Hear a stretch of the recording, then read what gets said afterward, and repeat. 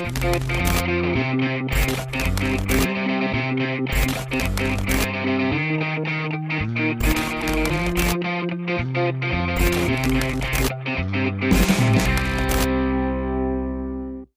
દર્શક મિત્રો, દૂરદર્શન ગિરનારના ખાસ કાર્યક્રમ વાતોની વિંડોમાં હું નિશિત જોશી આપનું સ્વાગત કરું છું. દર્શક મિત્રો, આ એક એવો કાર્યક્રમ છે કે જેમાં આપણી જે આ વાતચીત છે એ વાતચીતથી એક નવી દિશા, એક નવી પ્રેરણા અને એક નવો વિચાર મળે છે. તો આજની આ વાતોની વિંડો કડીમાં આપણા જે મહેમાન જોડાયા છે એક અલગ પ્રકારનું વ્યક્તિત્વ છે. તમે એશિયાની સૌથી મોટી હોસ્પિટલ અમદાવાદ સિવિલ હોસ્પિટલની વાત તો સાંભળી જ હશે. આજના સમયમાં આ વ્યક્તિત્વ એનું સુચારુ રૂપે સંચાલન કરી રહ્યા છે. સેવા અને સમર્પણનો પર્યાય બની ચૂક્યા છે. હું વાત કરી રહ્યો છું અમદાવાદ સિવિલ હોસ્પિટલના સિવિલ સુપ્રિન્ટેન્ડન્ટ ડૉક્ટર રાકેશ જોશીની. દર્શક મિત્રો, અમદાવાદ સિવિલ હોસ્પિટલ જે છે ને એ સિવિલ હોસ્પિટલ એ માત્ર દર્દીઓનો ઈલાજ નથી કરતી, પરંતુ એ દર્દીઓનો ઈલાજ ન કરતાં પણ એક સ્ટેપ આગળ દરરોજ માનવતાની મોટી કસોટીમાંથી પસાર થાય છે, જેનું સુચારુ રૂપે ડૉક્ટર રાકેશ જોશી સંચાલન કરી રહ્યા છે. અને આજે આપણે વાતોની વિંડો ખોલીશું ડૉક્ટર રાકેશ જોશી સાથે. ડૉક્ટર જોશી, ખૂબ ખૂબ સ્વાગત છે આપનું આ વાતોની વિંડો કાર્યક્રમમાં. ખૂબ ખૂબ આભાર. સૌથી પહેલો પ્રશ્ન, જો તમારા કારકિર્દી વિશે આપણે ઘણી બધી લાંબી અને વિસ્તૃત ચર્ચા કરવાની છે. શરૂઆત આપણે બાળપણથી કરીએ. તમારું બાળપણ અને ત્યાર પછીની જે સફર હતી, પહેલાં તો આ બાળપણ કેવું રહ્યું, પ્રાથમિક શિક્ષણ ક્યાંથી થયું અને કઈ રીતે તમે પછી ધીરે ધીરે મેડિકલ ક્ષેત્રમાં આવ્યા? પહેલાં બાળપણની વાત.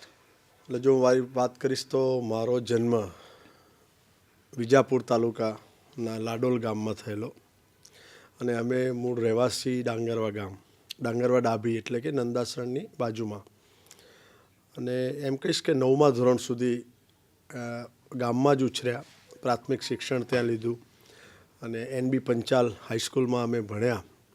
અને 10મું ધોરણ ચાલુ થવાનું હતું ત્યારે ફેમિલીની પરિસ્થિતિ બદલાઈ અને અમે આખું ફેમિલી શિફ્ટ થયું કલોલ. એટલે પછી જે 10મું ધોરણ કહેવાય એ કલોલમાં પૂરું કર્યું. ત્યારે એમ કહીશ કે જિલ્લા લેવલે મારો 2nd નંબર હતો સ્કૂલમાં. પછી એવું લાગ્યું કે ના, પેરેન્ટ્સને એવું લાગ્યું કે આ છોકરો ભણ્યો છે તો એની પાછળ મહેનત કરશું તો કદાચ આગળ જશે. 11-12 કરવા માટે વિચાર કરી અને મને બરોડા મોકલવામાં આવ્યો. અને બરોડાની અંદર 11મું ધોરણ મેં કર્યું. ત્યારે જો આપને ખ્યાલ હશે ને તો આપણે જે બરોડા રાજ્ય એમ કે મુંબઈની અંદર બરોડા આવતું અને ત્યાં ગોલ્ડન જ્યુબિલી હોસ્ટેલમાં મને મૂકેલો કે જ્યાં એકદમ ફ્રીમાં રહેવાની વ્યવસ્થા હતી. અને ત્યાં પણ હું હરણી રોડ ઉપરની એક સ્કૂલમાં મારું એડમિશન લીધું. 11મું ધોરણ બહુ સારી રીતે પાસ કર્યું. ઇનફેક્ટ એ વખતે મારા 92% હતા. સ્કૂલને પણ એવું લાગ્યું કે ખૂબ સારું તેજસ્વી વિદ્યાર્થી છે, આપણી સ્કૂલનું નામ થશે. પરંતુ જેની સિસ્ટમ ત્યાંની એવી હતી કે મને બહુ લાંબુ ત્યાં ગમ્યું નહીં, એટલે વળી પાછો હું ત્યાંથી કલોલ આવ્યો. અચ્છા. અને કલોલ આવી અને વખારિયા સ્કૂલ જે છે અમારી, એમાં એડમિશન લીધું અને 12મું ધોરણ કર્યું. ત્યારે ઘરની પરિસ્થિતિ એવી હતી, મને હજુ પણ યાદ છે કે કદાચ ખૂબ ટ્યુશનના પૈસા પણ આપવાની વ્યવસ્થા નહોતી. પિતાજીનો શું વ્યવસાય હતો? મારા પિતાજી એકચ્યુઅલી એક મિકેનિક હતા અને ક્યારેક એવું કહીશું ને કે જમીનનું લે વેચ કરે, ક્યારેક કામ મળે ક્યારેક ન મળે. એટલે એકદમ ઇકોનોમિકલ ક્લાસમાં અમારી પરિસ્થિતિ, એટલે વધારે ખર્ચો કરી અને ટ્યુશન પણ કરવાની વ્યવસ્થા નહોતી. પરંતુ જ્યારે ખબર પડી મારા બધા જ સ્કૂલના આચાર્ય શિક્ષકોને કે આ છોકરો ખૂબ બ્રાઇટ છે, તો બધા લોકોએ પણ એવું નક્કી કર્યું કે આની પાછળ આપણે બધા મહેનત કરશું તો સ્કૂલનું રિઝલ્ટ આવશે અને સાથે સાથે એની કારકિર્દી થશે. અને મને યાદ છે હજુ પણ કે કોઈ પણ ટીચરે મારી પાસેથી ટ્યુશનના પૈસા નહોતા લીધા. શું વાત છે. અને 12થમાં એ વખતે પણ એવું થયું કે સ્કૂલ લેવલે મારો 2nd નંબર આવ્યો. અને મેડિકલમાં જવાની ખૂબ ઈચ્છા હતી અને ફોર્મ ભર્યા. એ ટાઈમમાં અત્યારે જેવું નહોતું કે ઓનલાઈન એપ્લિકેશન કે નીટ પ્રમાણે. 12થમાં રિઝલ્ટ આવે, 12થના માર્કશીટ પ્રમાણે દરેક અલગ અલગ જગ્યાએ જવાનું, એડમિશન માટે ફરવાનું અને પછી આપનું સિલેક્શન થાય. હજુ પણ મને યાદ છે કે મારા માર્ક્સ હતા એ MBBSમાં એડમિશન માટે 1 માર્ક ખૂટ્યો. અચ્છા. એટલે મને ડેન્ટલમાં મળ્યું. ખૂબ હતાશા થઈ એ વખતે.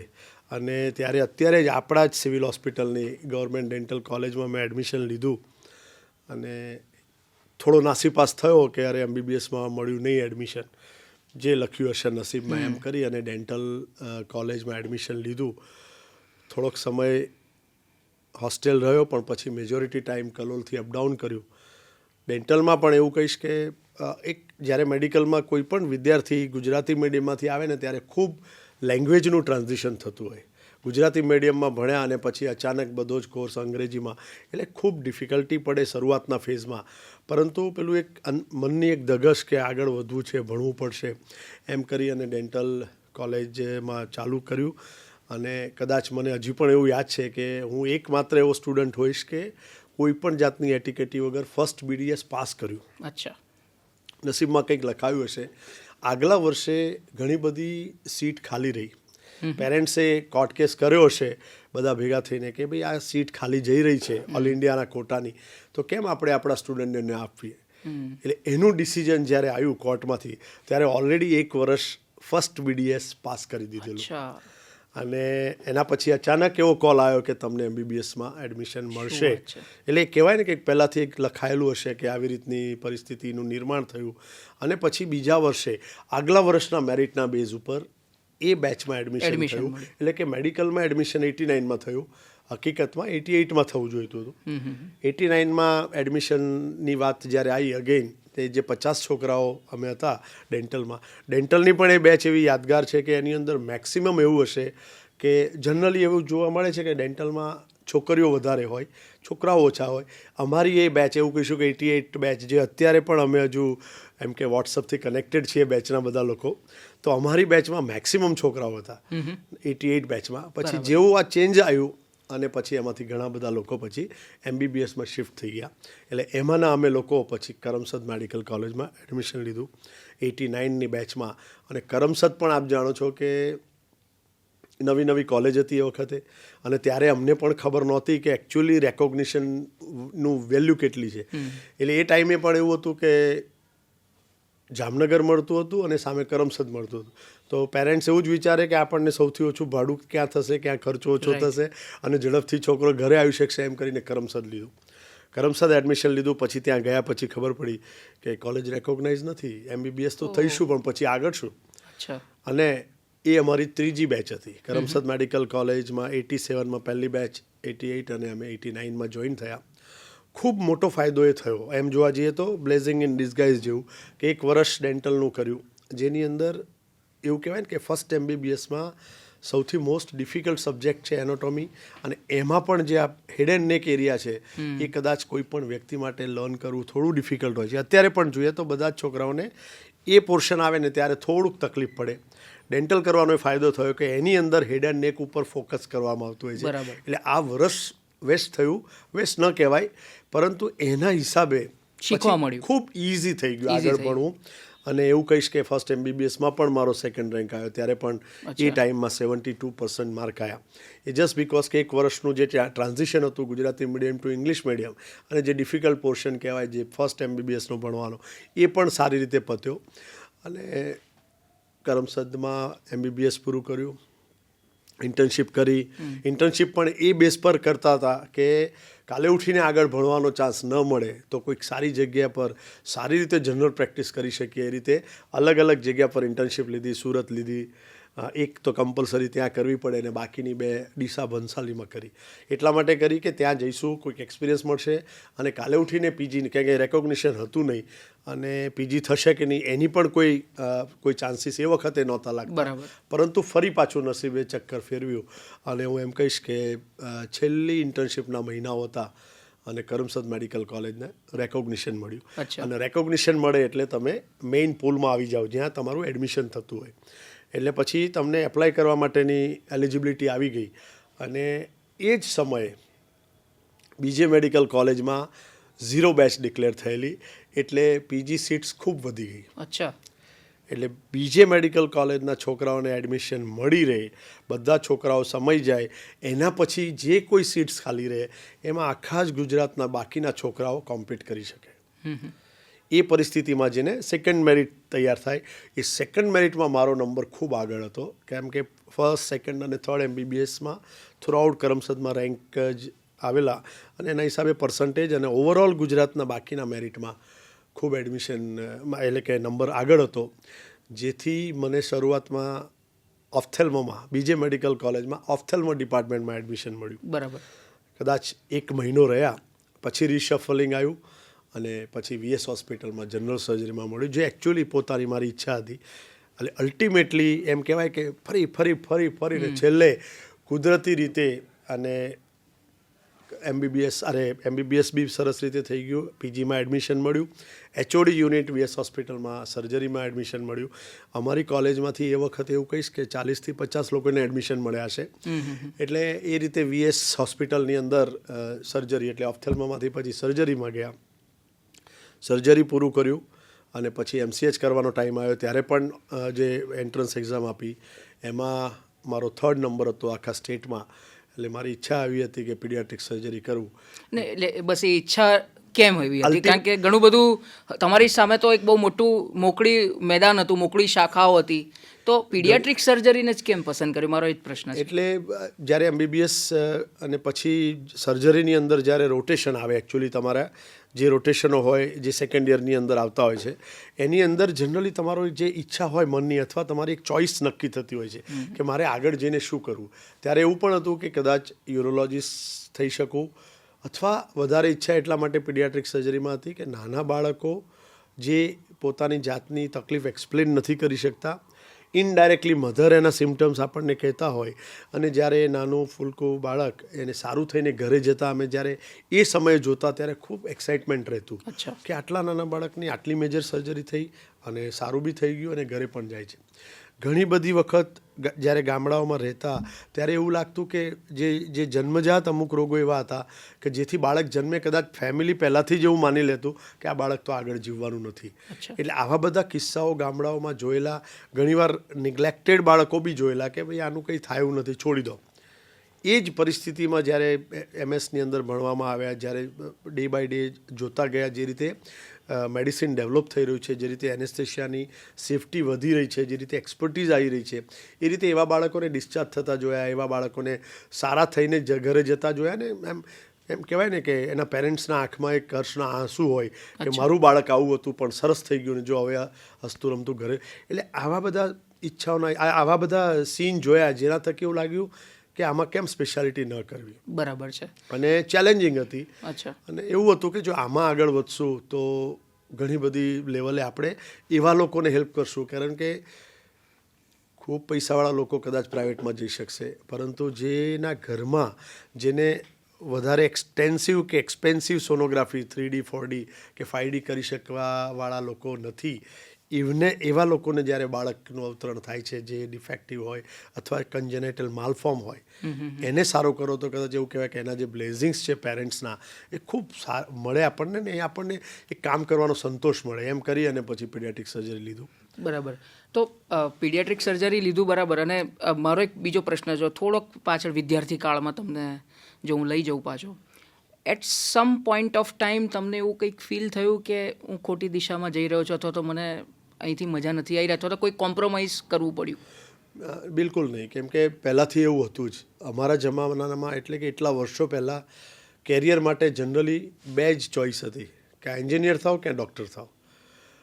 બાયોલોજી ગમતું અને ઇનફેક્ટ મેથ્સ નહોતું ગમતું. એ બી એક કારણ હતું કે મેથ્સ નહોતું ગમતું, બાયોલોજી ગમતું, ડૉક્ટર બનવું હતું. સ્ટ્રગલ હતી. એક વધારે અગત્યની વાત કહેવાની રહી ગઈ કે એ સમયમાં જ્યારે કરમસદ લીધું ત્યારે in compare to other medical college, એટલે એમ કે બીજે મેડિકલ કોલેજને પ્યોર ગવર્મેન્ટ મેડિકલ કોલેજ કહેવાય, ખૂબ ઓછી ફીસ હતી ત્યારે. જ્યારે કરમસદમાં રિલેટિવલી વધારે હતી. ઘરની પરિસ્થિતિ એવી નહોતી કે એમ કહેવાય ને કે મહિનાના 100 રૂપિયા મળતા, એ મને હજુ પણ યાદ છે. 100 રૂપિયા પ્લસ ટિકિટનું ભાડું, એમ કે કલોલથી બસમાં બેસો, આણંદ ઉતરવાનું, ત્યાંથી પછી બીજી બસમાં કરમસદ જવાનું. કેટલા ભાઈ બહેન? અમે લોકો એકચ્યુઅલી 3 ભાઈ, કોઈ બહેન હતી નહીં. અને એ સમયની અંદર એવું હતું કે બધાને આગળ લઈ જવા, પપ્પા માથે જવાબદારીઓ, એમના પોતાના ફેમિલીથી છૂટા પડેલા, સ્ટ્રગલ કરી રહેલા, એ પરિસ્થિતિની અંદર ગામડેથી કલોલ આવ્યા અને પછી આ બધી પરિસ્થિતિ બદલાઈ.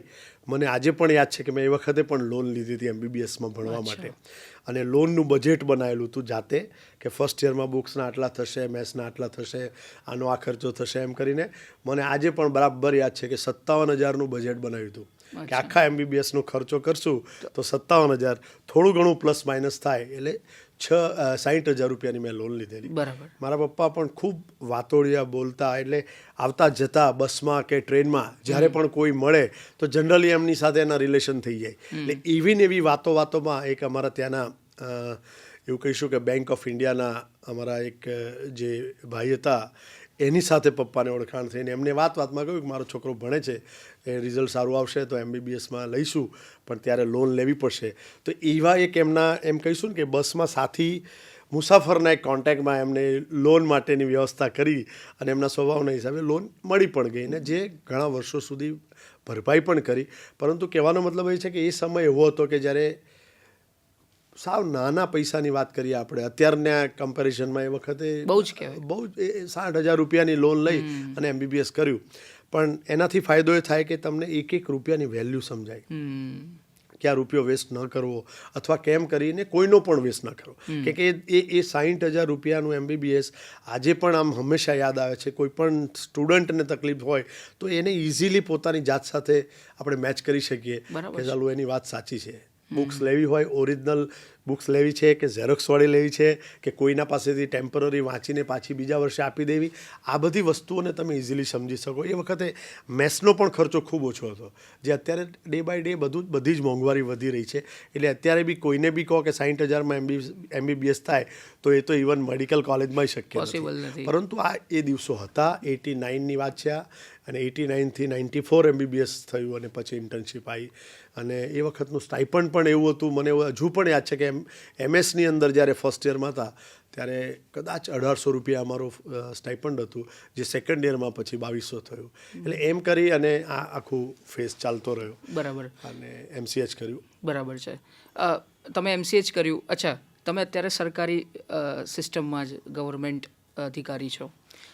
કોઈ વખત એવો વિચાર આપને ના આવ્યો કે હું પ્રાઇવેટ સેક્ટરમાં ગયો અથવા તો મેં મારું પોતાનું ક્લિનિક શરૂ કર્યું, મોટી હોસ્પિટલ શરૂ કરી હોત તો કદાચ મને વધારે ફાયદો થાત? આ એક બહુ લોકોને આ ઉદ્ભવતો પ્રશ્ન છે. સાચી વાત છે. એટલે MCH કર્યા પછી પણ ઇમિડિયેટલી લાઈક એવું હતું કે ક્યાં જવું, કેવી રીતે કરવું કામ. અને પછી સિવિલ હોસ્પિટલમાં આવ્યો ત્યારે હું ક્લિનિકલ આસિસ્ટન્ટ તરીકે જોઈન થયેલો. પહેલી મારી જોબ જે કહીશું ને કે આમ તો નોન ટીચિંગ ગણાય પોઝિશન, માત્ર 5,000 રૂપિયા મારું સ્ટાઇપન્ડ હતું ત્યારે. આસિસ્ટન્ટ પ્રોફેસરનો પગાર એ વખતે 17,000 લગભગ અંદાજિત હતો, જ્યારે મને 5,000 પોસ્ટ MCH 5,000માં મેં 6 મહિના કર્યું. અને એ સમયે એવું કહીશ કે આસિસ્ટન્ટ પ્રોફેસરની જગ્યા ખાલી હતી, પણ કોઈ કારણોસર એનું મેચ નહોતું થતું. પરંતુ 6 મહિના પૂરા થયા અને પછી મને આસિસ્ટન્ટ પ્રોફેસર થવાનો ચાન્સ મળ્યો. એ પણ હું એમ કહીશ કે ડિપાર્ટમેન્ટમાં MCHનો કોર્સ ચાલુ કરવો હતો, હું પોતે MCH હતો. અને એ જ વખતે હજુ બી મને યાદ છે કે અક્ષરધામનો હુમલો થયેલો, ઇન્સિડન્સ થયેલો. ત્યારે એ સમયે એક નાનું બાળકની ઓપરેશન, અમે લગભગ 8 મહિનાનું બાળક હતું, ઘણા બધા છરા એને વાગ્યા હશે. એ સર્જરી એક વખતે રાત્રે કરી અને અશોક ભટ્ટ સાહેબ એ વખતે હેલ્થ મિનિસ્ટર હતા. નેક્સ્ટ ડે વિઝિટમાં આવ્યા, એમને જોયું. ત્યારે એકચ્યુઅલી એવું કહેવાય ને કે પીડિયાટ્રિક સર્જરીનો એક યુગ એ દિવસથી ચાલુ થયો સિવિલ હોસ્પિટલમાં. જ્યારે એમને જોયું કે અચ્છા આ લોકોએ આટલું નાનું બાળક બચાવ્યું, ત્યારે અમે બહુ જ ઓછા લોકો, દવે સાહેબ હતા અમારા જે પ્રોફેસર અને હેડ, નિયતિ મેડમ હતા, હું હતો, DC શાહ સાહેબ હતા. એટલે પૂછ્યું એમને કે કોને કર્યું, શું કર્યું. અને પછી એમને પણ એક ઇન્ટરેસ્ટ જાગ્યો કે આ પીડિયાટ્રિક સર્જરી ડિપાર્ટમેન્ટ છે જેને આગળ વધારવું જોઈએ. મને આજે પણ યાદ છે કે ફર્સ્ટ ટાઈમ મારું ઇન્ટરેક્શન એમની સાથે થયું. એમને ખબર પડી કે આ છોકરો MCH કરેલો છે, ક્લિનિકલ આસિસ્ટન્ટ છે, આસિસ્ટન્ટ પ્રોફેસરની જગ્યા ખાલી છે. ત્યારે એ દિવસ ચાલુ થયો કે એમને મને કહ્યું કે મારી ઓફિસ આવી જજો, તમને હું આસિસ્ટન્ટ પ્રોફેસર બનાવી દઈશ. અને આખી સિસ્ટમ બદલાઈ, જાહેરાત આવી, મારું સિલેક્શન થયું, ઓલરેડી ત્યાં કામ કરતો હતો તો કન્વર્ટ થયું. અને એની સાથે સાથે એ વખતે ઓરેટ પ્રોજેક્ટ પણ ચાલતો, જેના થકી એમને એવું લાગ્યું, અમે લોકોએ રિક્વેસ્ટ કરી કે આપણે આ ડિપાર્ટમેન્ટને ડેવલપ કરવું જોઈએ. કયો પ્રોજેક્ટ, એ આખું નામ? ઓરેટ પ્રોજેક્ટ હતો ત્યારે જેના થકી ઘણી બધી જગ્યા પર ઘણા બધા ઇક્વિપમેન્ટ સરકાર તરફથી આપવામાં આવેલા, અને એ ઇક્વિપમેન્ટ એમને શોધ્યા કે ક્યાં આગળ આ ઇક્વિપમેન્ટ કામ નથી કરી રહ્યા. તો એ ઇક્વિપમેન્ટને અમે સિવિલ હોસ્પિટલ શિફ્ટ કર્યા, અને મારું ડિપાર્ટમેન્ટ અમે ત્યારે ચાલુ કર્યું. સાહેબને રિક્વેસ્ટ કરી કે આપણે અહીંયા MCH પણ ચાલુ કરી શકીએ એવી પરિસ્થિતિ છે. એનું એવી રિક્વાયરમેન્ટ હોય છે કે MCH ચાલુ કરવું હોય તો આપણા ફેકલ્ટીમાં એક MCH વ્યક્તિ જોઈએ, જે હું as a assistant professor join થયો. દવે સાહેબ અમારા પ્રોફેસર હતા. એ વખતે MCH નહોતું જ્યારે એ ભણતા ત્યારે MS એટલે ડબલ MS ડિગ્રી હતી, કે જનરલ સર્જરી MS અને MS પીડિયાટ્રિક સર્જરી. એટલે એ રીતે હતા. નિયતિ મેડમ હતા જે DNB પીડિયાટ્રિક સર્જરી હતા, અને હું MCH તરીકે જોઈન કર્યું. અને આ બધા ઇક્વિપમેન્ટ શિફ્ટ થયા. અને આજે હજુ પણ યાદ છે, તો એ વખતે સેન્ટરમાં પણ શત્રુઘ્ન સિંહા સાહેબ હેલ્થ મિનિસ્ટર હતા, જેમના થકી અમારા ડિપાર્ટમેન્ટનું ઉદ્ઘાટન થયું અને એક પીડિયાટ્રિક સર્જરીનો એક નવો યુગ ચાલુ થયો, એમ કહીશ તો ચાલશે. કોઈ રેસિડન્ટ નહીં, પરંતુ રોટેટર જે આવે, રોટેશન પ્રમાણે રેસિડન્ટ, ચેન્જિંગ રેસિડન્ટ. પણ અમે ફેકલ્ટી જે લોકોએ ફિક્સ કરેલું કે આપણે આને ઓર આગળ વધારવું છે, અને આ પ્રોજેક્ટ થકી સાધનો આવ્યા. અને ધીરે ધીરે હું એમ કહીશ કે જ્યારે હું જોઈન થયો ત્યારે મહિનાની 19-20 કે 22 સર્જરી થતી. ત્યાંથી માંડીને અત્યારે જ્યાં અમે 100 બેડનું અમારી પાસે એક ક્ષમતા છે, અને મહિને 250 થી 300 સર્જરી થતી હોય, એનો આખો એમ કહીશું કે જે આખું ડેવલપમેન્ટ છે, એનો ડેવલપમેન્ટનો પાયો એ વર્ષોમાં 2002-2003ની વાત છે. વાહ, બહુ બહુ બહુ ઇન્ટરેસ્ટિંગ તમે વાત કરી. કરિયરની શરૂઆતની હું આપની પાસેથી વાત જાણવા માંગીશ કે એવી કોઈ અસફળતા અથવા તો એવી કોઈક ભૂલ કે જેણે તમને કંઈક શીખવાડ્યું હોય એ સમયમાં, કે એવા કોઈક ઇન્સિડન્ટ બની ગયો હોય? સૌથી મહત્ત્વની વાત એ છે, મને હજુ પણ યાદ છે, VSમાં ભણ્યો.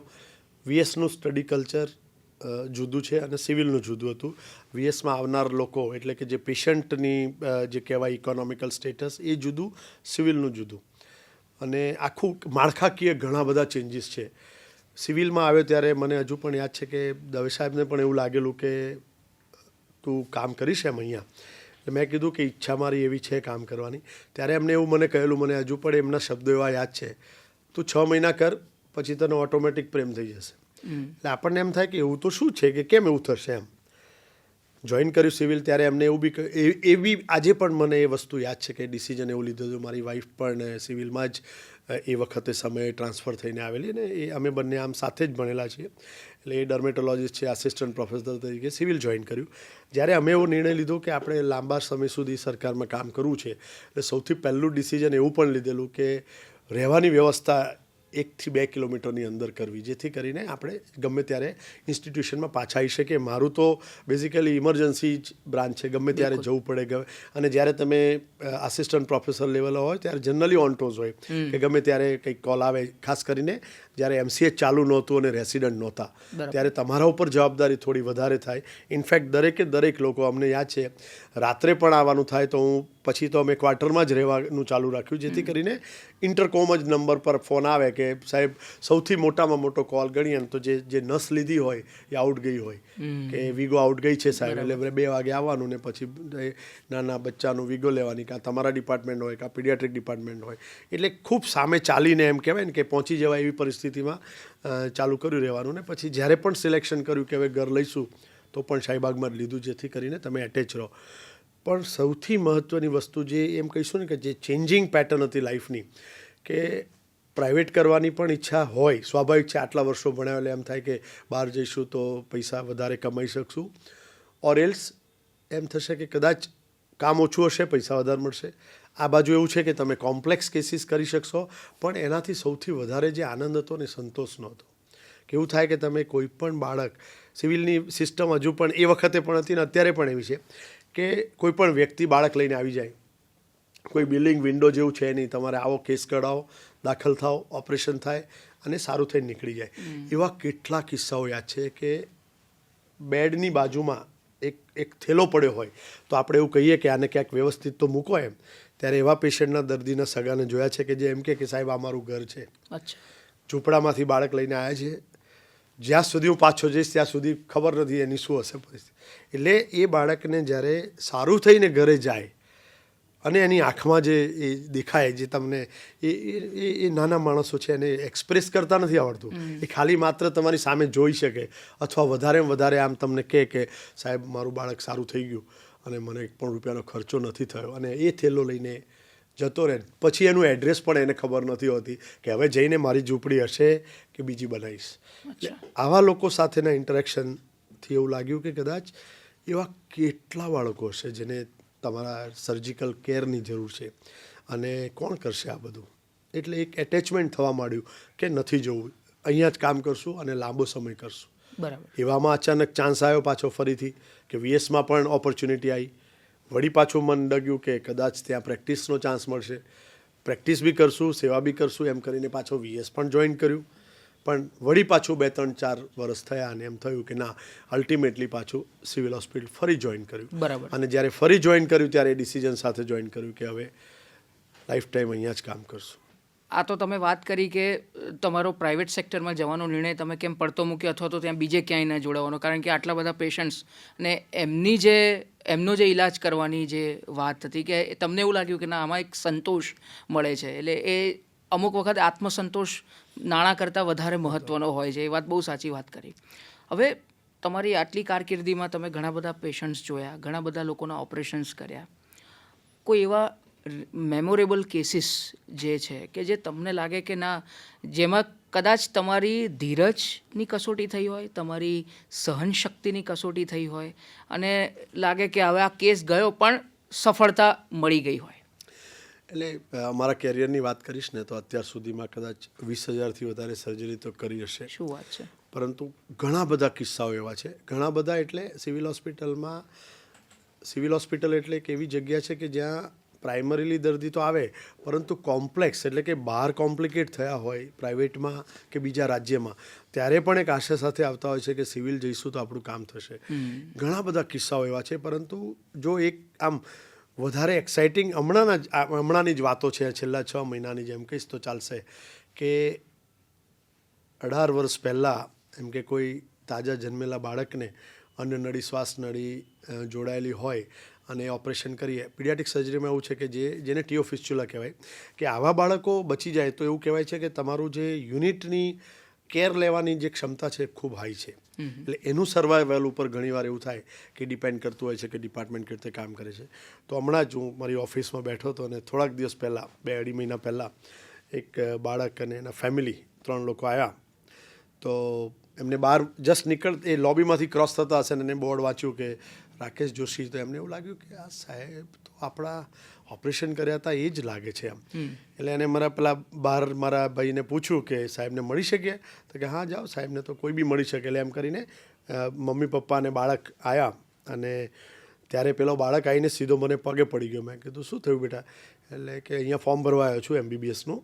અને ત્યારે એના પેરેન્ટ્સે મને કીધું કે સાહેબ, તમને યાદ ના હોય, તમને અમે પણ યાદ નહીં હોઈએ, પરંતુ આ બાળકનું ઓપરેશન તમે કરેલું અને આજે આ MBBSનું ફોર્મ ભરવા માટે અમે આવ્યા છીએ. અને મેં કીધું ના, મને બતાવો કે પ્રૂફ છે તારી પાસે. એમ એવા તો મેં ઘણા ઓપરેશન કર્યા છે. મને કે ના સાહેબ, અમે બહાર નામ વાંચ્યું ને પછી કે વાંધો નહીં, 2 દિવસ પછી પાછો આવીશ ને ત્યારે હું મારું ડિસ્ચાર્જ કાર્ડ લઈને આવીશ. અચ્છા. તો 2 દિવસ પછી આવ્યો ને એને પ્રૂફમાં મને ડિસ્ચાર્જ કાર્ડ બતાવ્યું કે જુઓ સાહેબ, લખ્યું છે આમાં કે surgery is done by doctor Rakesh Joshi. એટલે એક એ કિસ્સો. બીજું, તમને ખબર છે કે અમારું ડિપાર્ટમેન્ટ બ્લેડર એક્સ્ટ્રોફી કેસમાં સેન્ટર ઓફ એક્સલન્સ છે. અને થોડાક જ દિવસ પહેલાં જેનું અમે ઓપરેશન કર્યું હતું, બિહારની દીકરી, જે ખૂબ લેટ, એટલે કે 12 વર્ષે અમે એનું ઓપરેશન કરેલું. પેશાબની કોથળી બહાર હતી એનું. અને હમણાં જ્યારે આવી ત્યારે એને એવું કીધું કે સાહેબ, મારે પણ દીકરો છે. અચ્છા. ત્યારે જે એક્સાઇટમેન્ટ થાય કે આ એનોમલીવાળું બાળક જેને આપણે કોમ્પ્લેક્સ સર્જરી કરીને એ જ્યારે મા બને, ત્યારે આમ જ્યારે એને વાત કરીને ત્યારે જ એવું લાગે કે આપણે કંઈક કર્યું અને જેના થકી એની લાઈફ નિયર નોર્મલ તરફ જઈ રહી છે. ઘણા બધા કિસ્સાઓ છે કે જ્યારે અતિશય શ્વાસોશ્વાસ સાથે બાળક આવતું હોય, મધરને ખબર નથી શું થયું, ક્યારેક કોઈને ખબર હોય કે કદાચ કંઈક ઓતરાઈ ગયું હશે, અને એવા પેશન્ટની અંદર ઇમરજન્સીમાં સર્જરી કરી અને પછી શ્વાસનળીમાંથી કાં તો LED બલ્બ હોય કે કંઈક સિંગનો દાણો કે એવું કંઈક કાઢીએ અને બાળકને જાણે એકદમ નોર્મલ થઈ જાય અને હસતું રમતું ઘરે જાય અને પેરેન્ટ્સ જ્યારે કહે કે સાહેબ આ બાળકને તમે બચાવ્યું છે, ત્યારે આપણને એમ લાગે કે એક લાઈફ તો એની બચી, પણ એની સાથે જે એક્સપર્ટીઝ છે, જે સરકારે વ્યવસ્થા ગોઠવી છે, એના થકી આવા લોકોને લાભ મળે છે. કેટલાય કિસ્સાઓ છે કે મધ્યપ્રદેશમાં ઓપરેશન થયું હોય, એના ડૉક્ટરે ના પાડી હોય કે હવે આમાં અમે આગળ કંઈ નહીં કરી શકીએ, અને પછી એવા બાળકને જ્યારે લઈને આવે, આંતરડાના બહુ જ બધા કાણા હોય શરીરમાંથી, પેટ ઉપરથી બધું સંડાસ નીકળ્યા કરતું હોય, થોડોક સમય માટે અમે 15-20 દિવસ રાખીએ અને એને થોડું બિલ્ડઅપ કરીએ, એની કેલરી વધારીએ, થોડી શક્તિ વધારીએ અને પછી સુપ્રા મેજર ઓપરેશન, જેમાં પેરેન્ટ્સને પણ કહેલું જ હોય કે મને નથી ખબર આમાં શું મદદ કરી શકશું, પરંતુ એક ડેફિનેટલી આપણે ચાન્સ લઈશું, પોઝિટિવ ચાન્સ લઈશું અને બાકી ઉપરવાળાની મરજી, પણ આપણે એને સારું કરવાની પૂરી કોશિશ કરશું.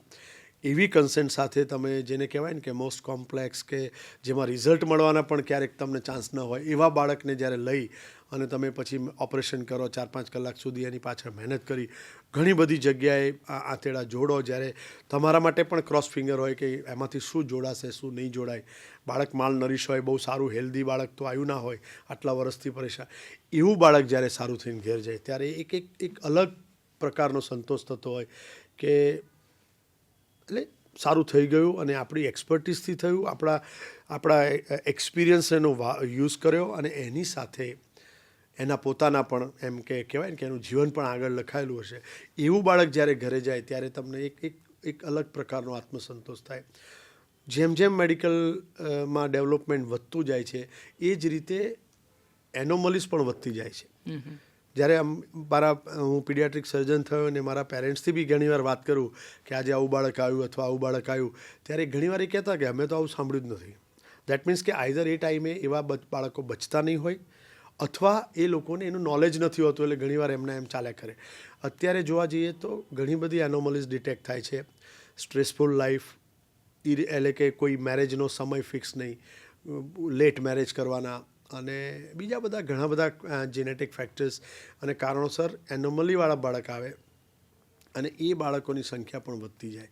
જ્યારે એ બધાને આપ કરેક્ટ કરી અને નોર્મલ લાઈફ તરફ પાછા મોકલો, ત્યારે કદાચ એવું થાય કે આ બધું જે કંઈ બી તમે એક્સપર્ટીઝ આટલા વર્ષો સુધી જે અનુભવ કેળવ્યો છે, અને અનુભવનો લાભ જ્યારે દર્દી સુધી પહોંચે અને સારું થઈને ઘરે જાય, ત્યારે તમને એક સંતોષ મળતો હોય છે કે બરાબર કરી રહ્યા છીએ. અને એ સંતોષ ત્યાં સુધી ચાલુ રહે જ્યારે તમે એડમિનિસ્ટ્રેશનમાં પણ આવો અને જો એ કામ કરી શકો તો એ વધારે સંતોષ આપે છે.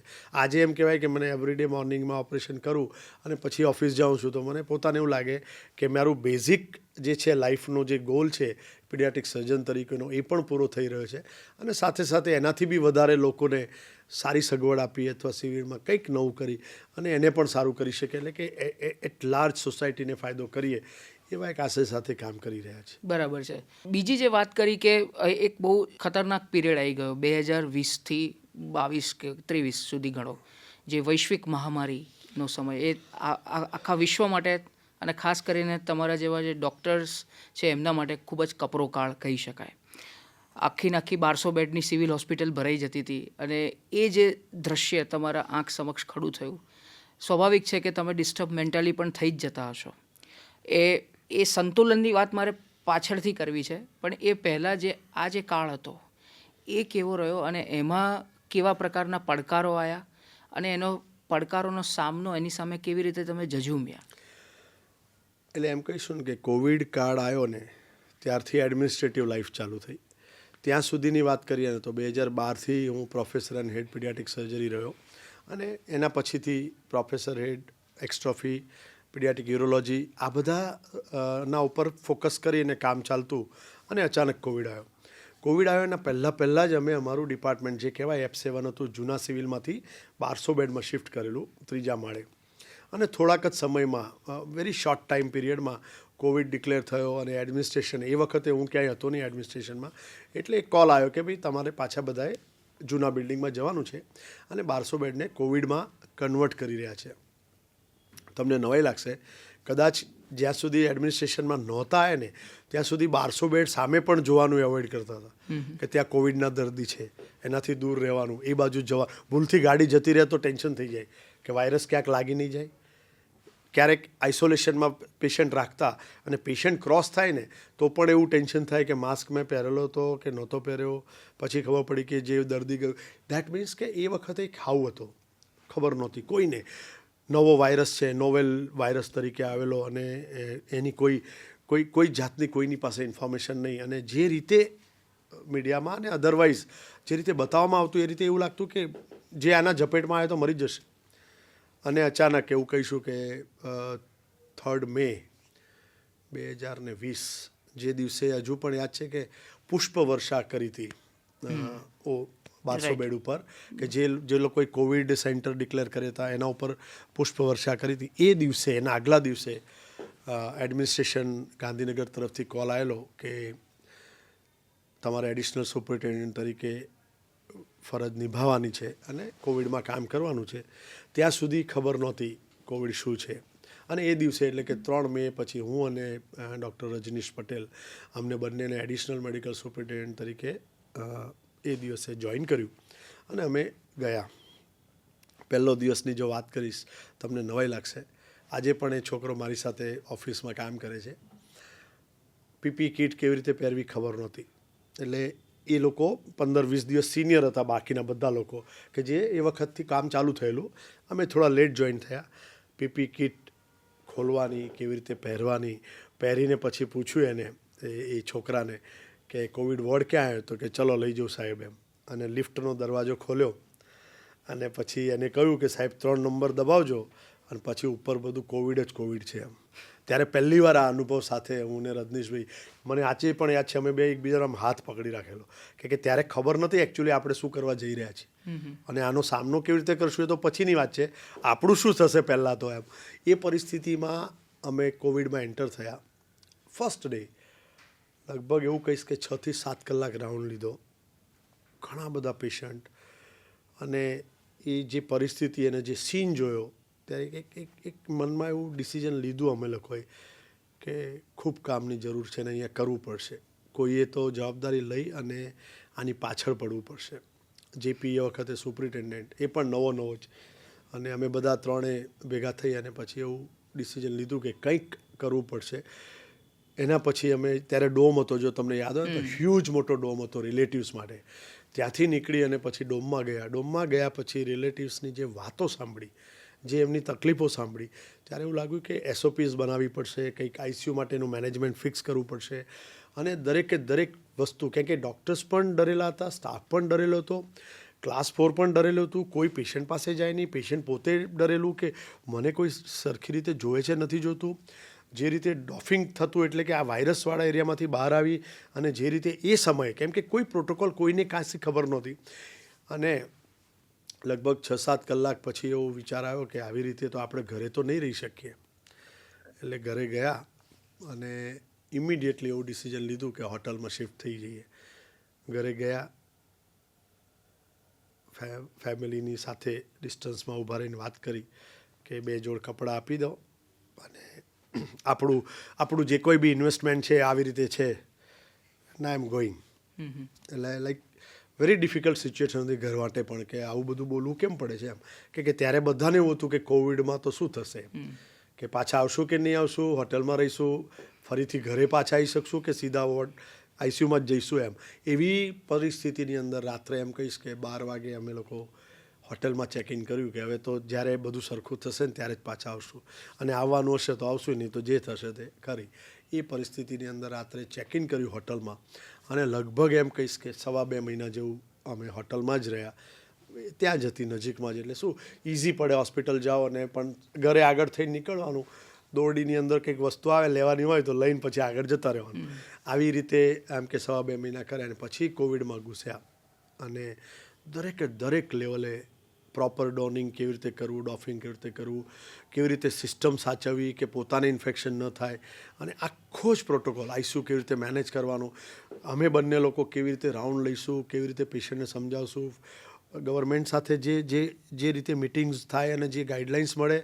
અને દરેકે દરેક લોકડાઉનનો પીરિયડ, એ ટાઈમમાં તમને એમ કે એવું કહેવાય કે સવારે ચા નાસ્તાથી માંડી સૂપ આપવાનું અને ફ્રૂટ ડીશ આપવાની ને જમવાનું આપવાનું ને, કેમ કે કોવિડમાં પણ એવું હતું કે તમારે કેલરી મેન્ટેન કરવી પડશે, પ્રોટીન આપવું પડશે. અને રાત્રે માન્યતા મુજબ પણ કે આયુર્વેદિક માન્યતા મળે કે ગમે તે કે હળદરવાળું દૂધ પીવડાવી અને દરેક દર્દીને સુવાડવાના. એટલે એવું કહીશું કે 8 કોર્સ મીલ એ વખતે જતા કેલરી પ્રમાણે હાઈ પ્રોટીન ડાયટ જતું, જે લોકો વેન્ટિલેટર પર, આ બધા જ પ્રોટોકોલ ધીરે ધીરે ફિક્સ ગયા. એડમિશન અને ડિસ્ચાર્જના પ્રોટોકોલ આવ્યા. પહેલાં એવું હતું કે ડિસ્ચાર્જ ક્યારે કરવા કોઈને ખબર નહીં, લોકો 15 દિવસ રહેતા, 12 લોકડાઉન હોય, પેશન્ટ વધ્યા કરે, બસીસ ભરીને પેશન્ટ આવતા એ વખતે. એટલે એક સાથે માની લો ને તમે 2 બસ આવી જાય ને એટલે તમારી પાસે 250 પેશન્ટ હોય, દરેક વ્યક્તિનું નામ એડ્રેસ માની અને કંઈ બી લખવા જાઓ એડમિશન કેસ, તો પણ અંદાજે તેને 4 થી 5 કલાક થાય. અને એ વખતના તમે કદાચ મીડિયામાં પણ જોયું જ હશે કે ખૂબ નેગેટિવિટી એવી ચાલતી કે મેનેજ કરી નહોતું શકાતું, અચાનક પેશન્ટો વધી જતા. 4 કલાકથી આવ્યા છે, હજુ તો દાખલનો બેડ નથી મળ્યો, ખાવાનું કોઈ આપ્યું નથી, પીવાનું કંઈ વ્યવસ્થા નથી. બધા પ્રોટોકોલ બદલ્યા. પેશન્ટ આવે એટલે સીધો એક વોર્ડ ખોલી કાઢવાનો, બધાને સુવાડી દેવાના, રેટ્રોગેટ જઈને નામ લખીને કેસ કાઢવાના, ટ્રીટમેન્ટ ચાલુ થઈ જાય.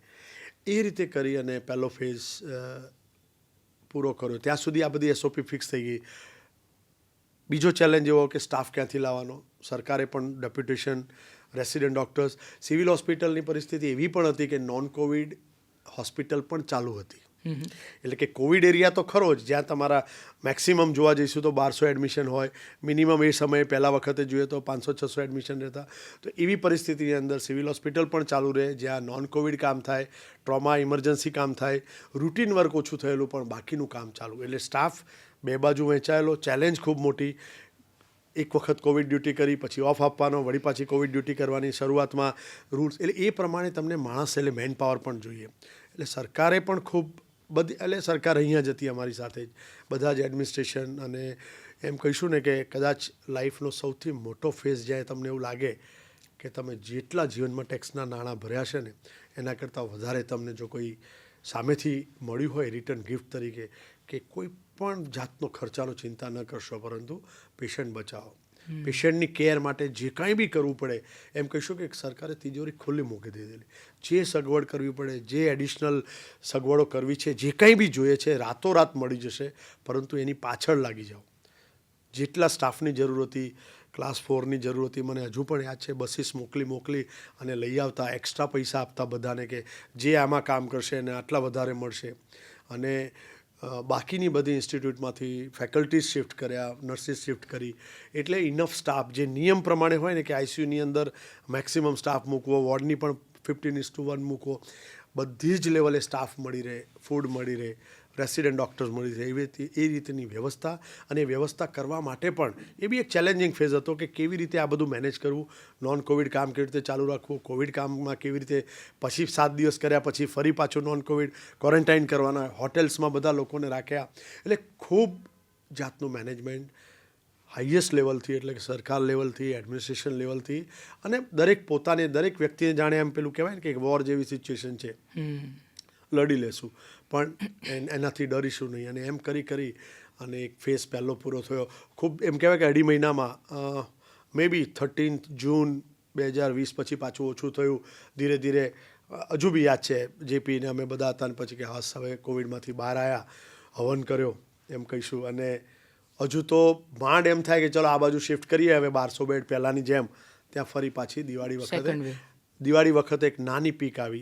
સેકન્ડ નહીં પણ એ લગભગ મહિના જેવું ચાલ્યું. પણ આજે પણ યાદ છે કે કાળી ચૌદસના દિવસે 400 એડમિશન થયેલા. એટલે એ પીક જે આવી એ ખૂબ ફાસ્ટ આવી અને ફાસ્ટ નીચે આવી. અને પછી સેકન્ડ પીક તો આપણે જાણીએ જ છે.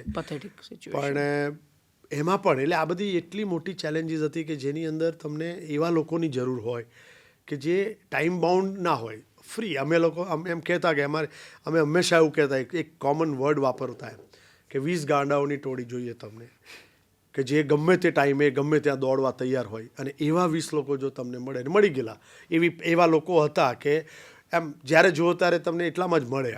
એમના માટે કોઈ સમયની પાબંદી નહોતી. ઊંઘ આવે તો ગમે ત્યાં ખૂણામાં 2 કલાક સૂઈને વળી પાછા દોડતા થઈ જાય. એવા લોકો હતા કે જેને કોઈ પણ ઓર્ડર કરો એટલે ઇમિડિયેટલી એનું એક્શનમાં આવી જાય. એ ક્લાસ 4 હોય કે ડૉક્ટર્સ હોય કે તમારા ટીમમાં હોય. એટલે એવા લોકો થકી અને બાકી જો રેગ્યુલર ડ્યુટી કરવાવાળા લોકોની પણ સિસ્ટરના પણ ધ્યાન રાખવા પડતા, જે પ્રેગ્નન્ટ લેડી હતી એના ધ્યાન રાખવા, એટલે ખૂબ બધા પ્રોટોકોલ ધીરે ધીરે ડિફાઇન થયા અને સ્લોલી એન્ડ સ્ટેડીલી આપણે એમાંથી બહાર આવ્યા. 1200 બેડ અને પછી જે કહેવાય જેને આપણને આમ વજ્રઘાત આપ્યો છે એવું સેકન્ડ પીક આવ્યો. કદાચ લાઈફમાં પહેલીવાર એવું બન્યું હશે કે એક ડૉક્ટર તરીકે તમે ઘણા બધા રિલેટિવ્સને પણ ના પાડી હશે કે મારાથી આ નહીં થઈ શકે, બેડ અપાવો તો નહીં અપાઈ શકાય, આ કરી શકો તો નહીં કરી શકાય. પણ એવામાં પણ સિવિલ હોસ્પિટલ ઉભરીને આવી કે આઈસીયુ અને વ્હીલ ચાલુ કર્યું, કે એમ્બ્યુલન્સની લાઇન બધા દેખાતી હતી તો એ લાઇનમાં પણ ટ્રીટમેન્ટ ચાલુ કરીને જ્યાં સુધી એડમિશનની પ્રોસેસ ના થાય ત્યાં સુધી ડાયપર આપવાના, ઓક્સિજનનો બોટલ હોય તો બદલવાની. મને હજુ બી યાદ છે કે પાઇન્ટ, ઇન્જેક્ટેબલ, સ્ટીરોઇડ્સ અને રેમડેસિવિરનો ડોઝ પણ ઘણી બધી વખત એમ કે એમ્બ્યુલન્સમાં જ પૂરો થઈ જાય. એટલે આઈસીયુ અને વ્હીલ ચાલુ કર્યું ને બધા જ પ્રોટોકોલ સિનિયર સિટીઝન એરિયા બનાવેલો ત્યારે પણ કે જેના માટે અલગથી ડિસેબલ લોકો હોય અથવા સિનિયર લોકો હોય એના માટેનો સ્ટાફ, એમની વ્યવસ્થા, અને ન માત્ર સિવિલ પૂરતું સીમિત. સિવિલના જેવો તમારો એક્સપિરિયન્સ પૂરો થયો ત્યાં પીક બીજે ચાલુ થઈ, સુરત ચાલુ થઈ, જામનગર ચાલુ થઈ, રાજકોટ ચાલુ થઈ. અમદાવાદ સિવિલના ડૉક્ટર્સને લોકોનો એક્સપિરિયન્સ પૂરો થયો, એના પીક અહીંયા પૂરી થઈ, ત્યાં બીજે ચાલુ થઈ તો અહીંના જ લોકોને ત્યાં શિફ્ટ કર્યા. સુરત બી ગયા, એસઓપી બનાવી. હું ને હિતેન્દ્ર જામનગર ગયેલા, જે ગજ્જર સાહેબને એ લોકો, એને સંજય રાજકોટ બી ગયા, સુરત બી ગયા. એટલે ત્યાં જઈને પણ આવી જ સિસ્ટમ, એક ફિક્સ પ્રોટોકોલ કે આઈસીયુ કેવું હોવું જોઈએ, કેવી રીતે તમારા વિડીયો કોલિંગની સુવિધા કરવાની, કેવી રીતે રિલેટિવ્સને બહાર રહેવાની વ્યવસ્થા કરવાની, કેવી રીતે પેશન્ટ મેનેજમેન્ટ કરવાનું, આ બધા જ જે એસઓપીસ પ્રોટોકોલ છે દરેક જગ્યાએ જઈને બધાએ પોતપોતાના એક્સપિરિયન્સથી ચાલુ કર્યા. અને એમ કરતાં આપણે કોવિડને પાર લાયા. મને એવું યાદ છે કે 555 દિવસ નોનસ્ટોપ આઈસીયુ ચાલુ રહ્યું હશે, જેની અંદર કોવિડનું પેશન્ટ હશે, સાથે સાથે અમે પણ એમાં જતા, અને એની સાથે સાથે તમને એ પણ યાદ હશે કે સિવિલમાં પેશન્ટો વધ્યા એટલે મંજુશ્રી મિલમાં પણ 550 થી 600 પેશન્ટની વ્યવસ્થા કરી.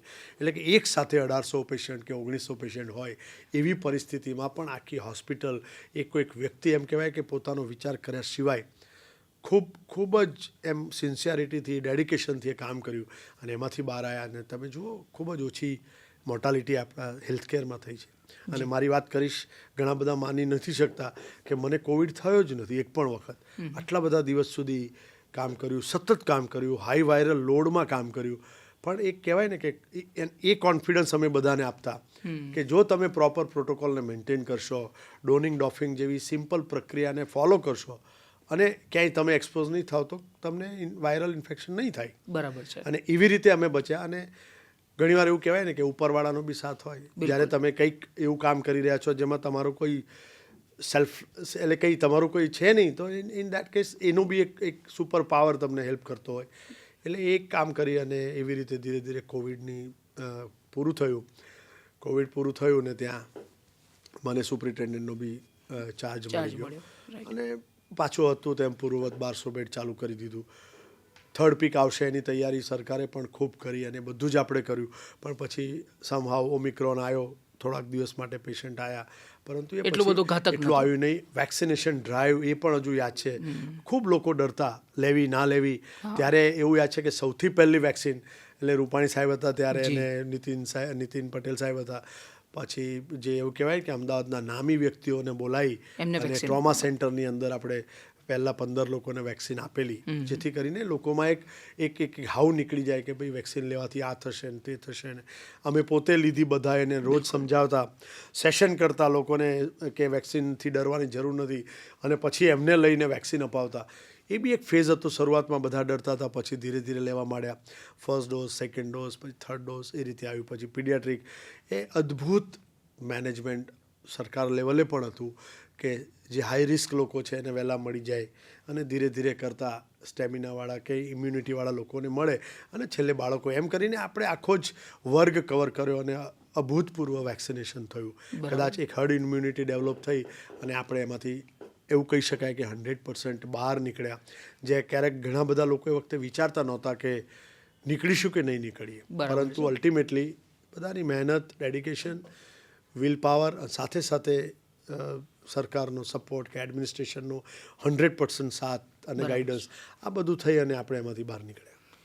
આ બધું થઈને બહાર નીકળો છો જોશી સાહેબ, અને રિસેન્ટલી જ લગભગ આટલી મોટી ગંભીર ઘટના 12 જૂને બને છે, પ્લેન ક્રેશ થયું. તમે જે હોસ્પિટલમાં અત્યારે છો એનાથી થોડુંક જ નજીકના અંતરે આ પ્લેન ક્રેશ થયું, અને પછી તો જે ગતિવિધિઓ સિવિલ હોસ્પિટલમાં ચાલુ થઈ, મારે તમારા મુખે સાંભળવું છે કે એ શું કઈ મનોદશા હતી, કઈ સ્થિતિમાં આપ સૌએ એમાં ઝઝૂમ્યા અને કામ કર્યું? એટલે 12 જૂનની વાત કરીએ ને તો એ દિવસે જેના માટે મારું ડિપાર્ટમેન્ટ ફેમસ છે, બ્લેડર એક્સ્ટ્રોફી, એની સર્જરી એકચ્યુઅલી હું કરી રહ્યો હતો. સવારે 8:30 વાગ્યાથી તમે ઓપરેશન થિયેટર 8:30 વાગ્યાથી ઓટીમાં જ હતો.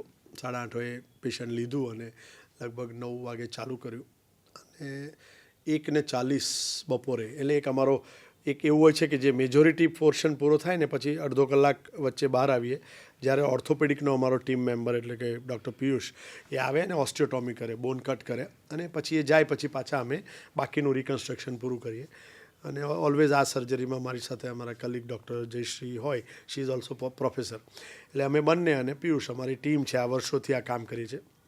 એટલે 1:40 લગભગ મારા ચીફ સિક્યુરિટી ઓફિસર છે, એનો ફોન આવ્યો કે સર, આપણા જે સ્ટુડન્ટ રહે છે ને ક્વાર્ટર સાઇડ પર કોઈ મોટી આગની ઘટના બની હોય લાગે છે, મોટા એમ કે ધુમાડા ઉડે છે. હું સર્જરીમાં હતો, છેલ્લા સ્ટેપ પર એમ કહીશ તો ચાલશે. એ દિવસે સમાવ ખૂબ જ ઝડપથી ઓપરેશન સ્મૂધલી પતી, અને કદાચ એવું કહેવાય કે રૂટીન કરતાં અમે 1-1.5 કલાક વહેલા હતા. એટલે મેં કહ્યું કંઈ વાંધો નહીં, તમે જોઈ લો અને મને પછી જાણ કરો. એમ વિધિન 30 સેકન્ડ્સ એનો કોલ પાછો આવ્યો, સર આ તો પ્લેન ક્રેશ છે.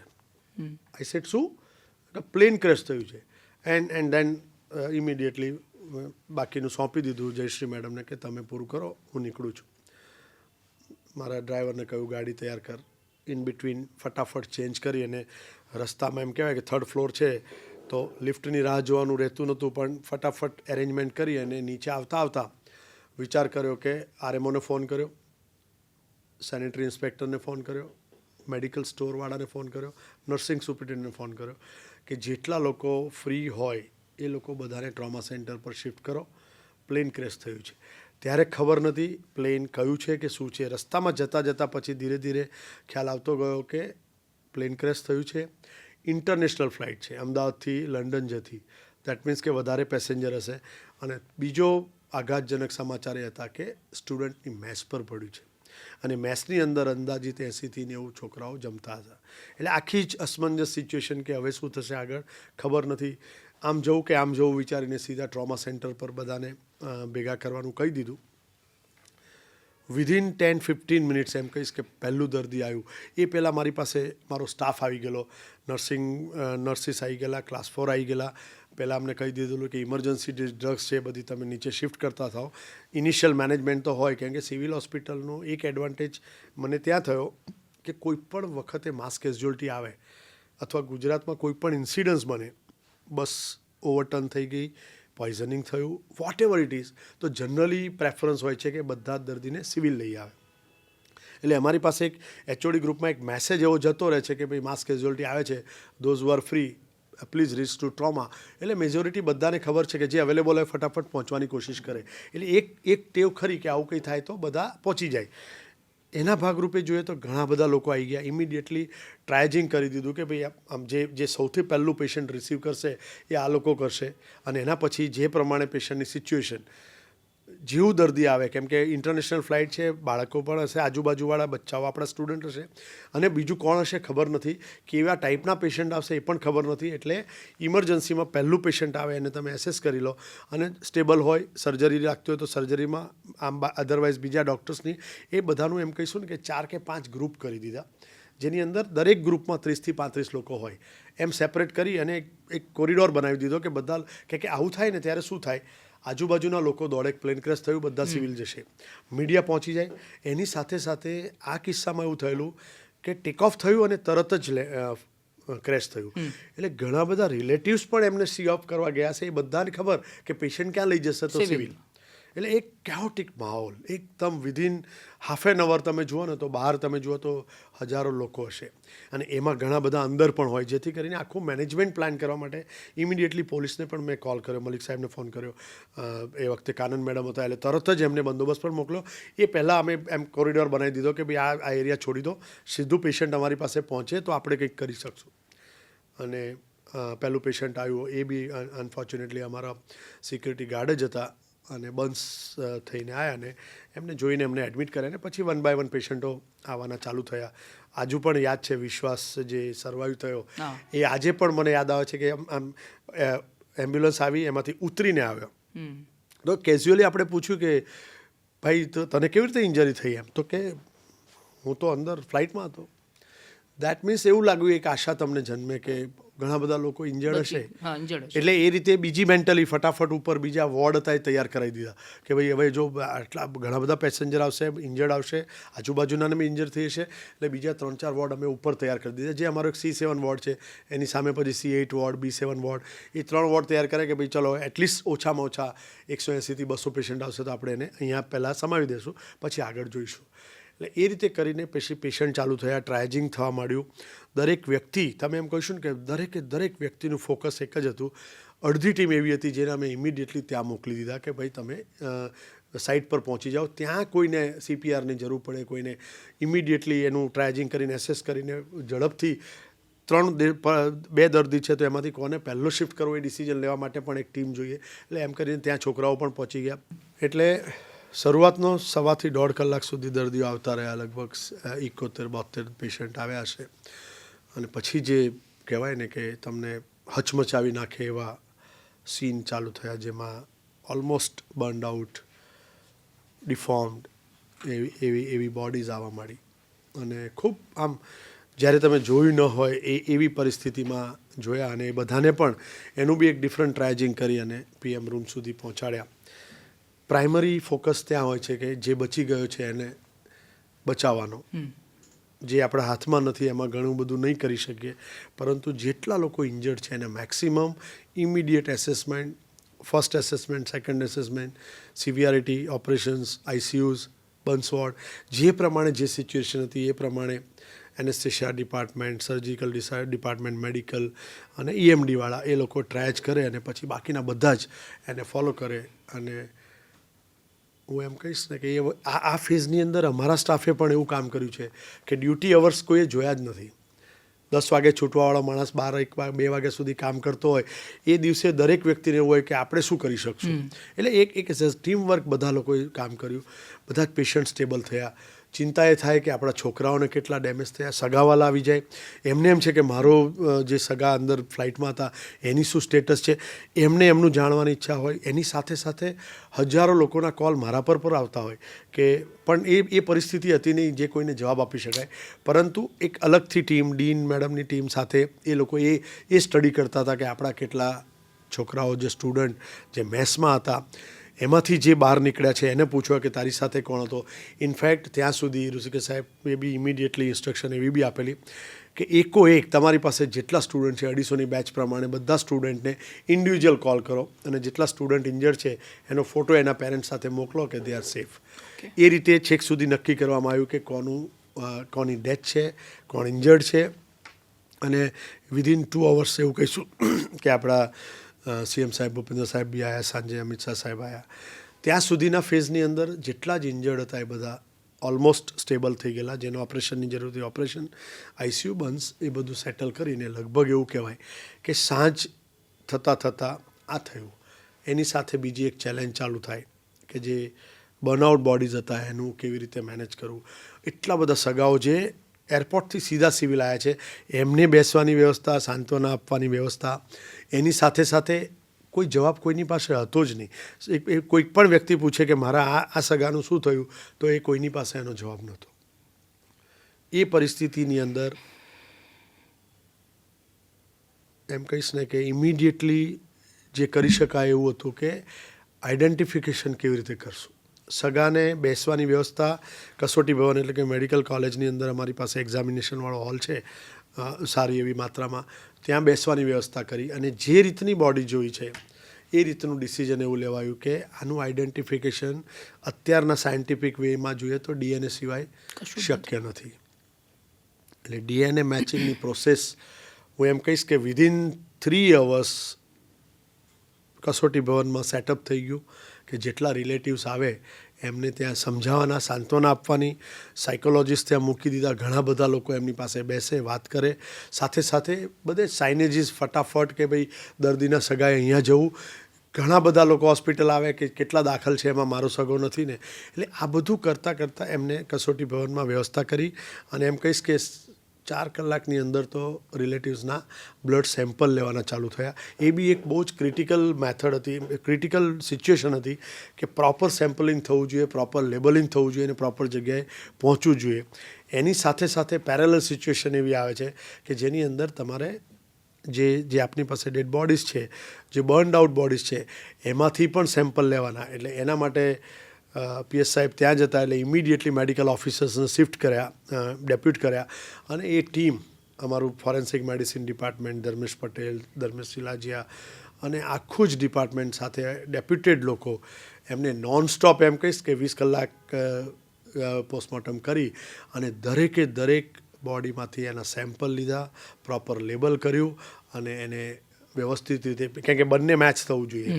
તમે જે સેમ્પલ લીધું છે એ જ લેબલ તમારી પાસે હોય એ પ્રમાણે વ્યવસ્થા કરી અને એ સેમ્પલ અમે મોકલવાના ચાલુ કર્યા FSL અને NFSUમાં.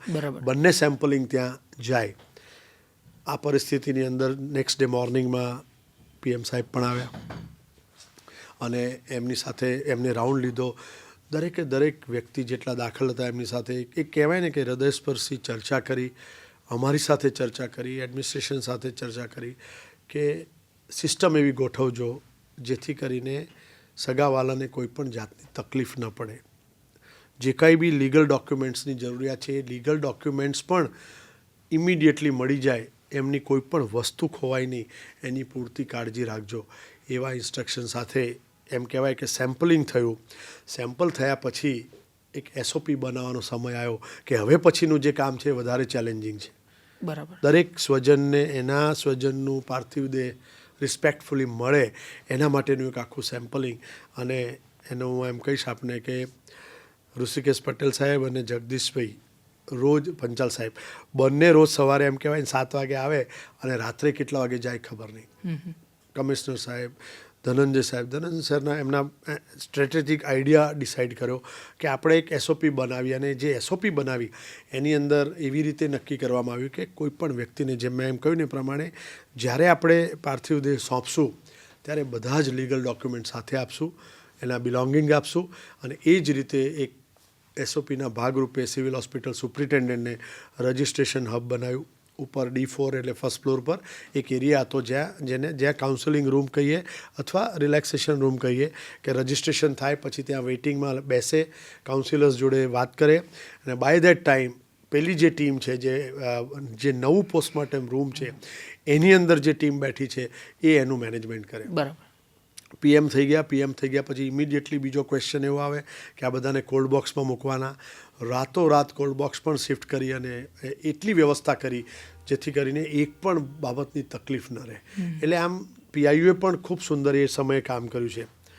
SOP એવી રીતે બનાવી કે કોઈ પણ વ્યક્તિ, એટલે કે જ્યારે DNA મેચ આવશે ત્યારે સિવિલ હોસ્પિટલ પ્રોએક્ટિવલી ફોન કરશે સગાને. હેલ્પલાઇન નંબર્સ તો ડિક્લેર કરેલા, એમાં એવા લોકો પણ બેસેડેલા કે જે લોકો સારી રીતે આન્સર કરી શકે, પરંતુ જે આ સૌથી મોસ્ટ કોમ્પ્લેક્સ અને ડિફિકલ્ટ ફેઝ જે હતો એ સગાને બોલાવવો, સગાને સમજાવવું અને એમના સ્વજનની બોડી આપવી. પોલીસ ડિપાર્ટમેન્ટ, કોર્પોરેશન ગણીએ, હેલ્થ ડિપાર્ટમેન્ટ, NGOs, દરેક લોકો એમ કહેવાય ને કે જેટલા લોકો જે સંકળાયેલા હતા દરેક વ્યક્તિની એવી આશા, એવી ઈચ્છા કે કોઈને તકલીફ ન પડે. એટલે ખૂબ પોઝિટિવિટીથી અને ખૂબ એમ કહેવાય ને કે લાગણીસભર રિલેશન વિચારીએ ને એ રીતે દરેક સગાને કોલ જતો. અને ધન્ય છે FSL અને NFSUને પણ, કેમ કે વિધિન 48 અવર્સ પહેલું DNA સેમ્પલ મેચ થયેલું. બરાબર. DNA સેમ્પલ મેચિંગની પ્રોસેસ 48 થી 72 કલાક ચાલતી હોય. બરાબર. 48 કલાકની અંદર પહેલું સેમ્પલ હિટ થયું અને આપણે એમ કહેવાય કે પહેલો પાર્થિવ દેહ વિધિન 45 અવર્સ કેટલામાં આપ્યો. એના માટેની વ્યવસ્થામાં અહીંયાથી કોલ જાય, રિલેટિવને બોલાવવામાં આવે કે જેને બ્લડ સેમ્પલ આપ્યું હોય આપના સગાનું, એ વ્યક્તિ પ્રિફરેબલી આવે અથવા એ ઓથોરાઇઝ કરે એ વ્યક્તિ આવે. પોતાનું આઈડેન્ટિટી, રિલેટિવનું આઈડેન્ટિટી, એ બધાની પ્રોસેસ સુપ્રિન્ટેન્ડન્ટ ઓફિસમાં મેચ થાય. એ થઈ જાય એક વખત એટલે એ ઇન્ફોર્મેશન જાય PM રૂમમાં કે ભાઈ આ વ્યક્તિ આ નંબરના સગા આવ્યા છે. પછી સગાને બેસવાની વ્યવસ્થા કરેલી, જ્યાં શાંતિથી બેસે. બાય ધેટ ટાઈમ ત્યાં બધી પ્રોસેસ ચાલુ થઈ જાય. એમની પાસે એક PRO ટેગ કરવામાં આવે જે એમની સાથે ને સાથે રહે. એ PRO એમની પાસે બેસે, કાઉન્સિલર એમને હેલ્પ કરે અને પછી જેવું ત્યાં બધી જ તૈયારી થઈ જાય, બોડી આઈડેન્ટિફાઈ થઈ જાય, બાકીની પ્રોસેસ ચાલુ થઈ જાય એટલે પછી અહીંથી PRO એમને લઈ અને PM રૂમમાં જાય. PM રૂમમાં જાય એટલે બધા જ ટેબલ ડિસાઇડ, એટલે ટેબલ ગોઠવેલા હતા કે ભાઈ પહેલાં ટેબલ પર એન્ટર થાવ એટલે એનું વેરિફિકેશન થાય કે જે પહેલાં અનનોન વ્યક્તિ હતા એ હવે નોન થયા કે ભાઈ આ ફલાણા વ્યક્તિનું આ બોડી છે. એટલે એમની જે અનનોન તરીકેની જેટલી બી પ્રોસેસ થઈ હોય એ વખતે, પોલીસ ઇન્ક્વેસ્ટ ગણો કે PM રિપોર્ટ ગણો, એ બધાનું કન્વર્ઝન થાય નામ સાથે. એટલે એ અનનોન ટુ નોન થાય.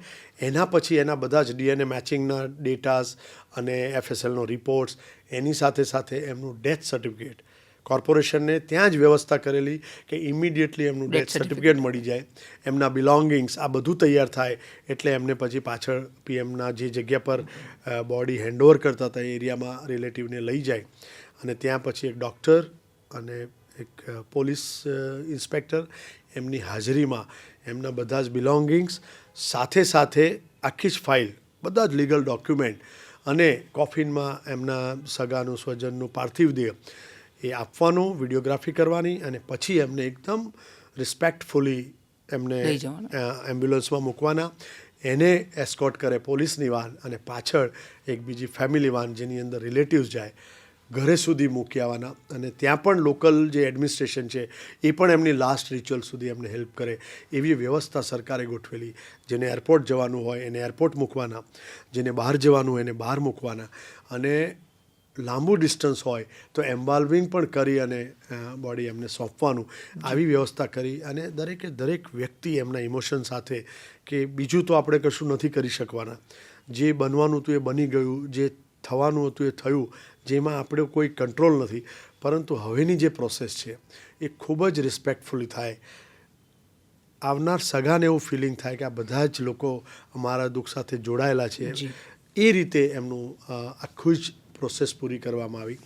અને હું એમ કહીશ કે 260 મૃતદેહ, એમાંથી 254 DNA મેચ અને ઇન્ટરનેશનલ મોકલવાના, એમને મોકલવાના, બીજા રાજ્યમાં મોકલવાના. એના સિવાય આજુબાજુના જે બાકીના લોકો હતા, એમ કહેવાય કે 241 પેસેન્જર અને 19 નોન પેસેન્જર, આ બધાને જ સમાનભેર એમના સગાઓને એમના પાર્થિવ દેહ સોંપવામાં આવ્યા.